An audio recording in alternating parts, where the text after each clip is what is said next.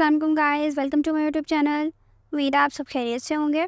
आज मैं आप लोगों के साथ एक न्यू वीडियो शेयर करूंगी जिसमें मैं आपको बताऊंगी कि हम अपने व्हाट्सएप के कॉन्टैक्ट्स को रिपोर्ट कैसे कर सकते हैं। तो बहुत ही ईजी सा मेथड है। सिंपली आपने अपना व्हाट्सएप को ओपन करना है। फॉर एग्जांपल मैं इस नंबर को करना चाहती हूँ रिपोर्ट, तो मैं इसको ओपन करूँगी। उसके बाद यहाँ पर क्लिक करूँगी। आप स्क्रॉल डाउन करें, ये लास्ट ऑप्शन है आपके पास रिपोर्ट का, तो सिंपली आप यहाँ से कर देंगे रिपोर्ट। तो इस मेथड से हम रिपोर्ट कर देंगे तो इजीली देखें वो चैट भी यहाँ से चली गई है और नंबर भी ब्लॉक हो गया और दोबारा आपको कोई भी वहाँ से टेक्स्ट नहीं आएगा। तो इस मेथड से आप इजीली किसी पे अपने कॉन्टैक्ट नंबर को ब्लॉक कर सकते हैं, रिपोर्ट भी कर सकते हैं।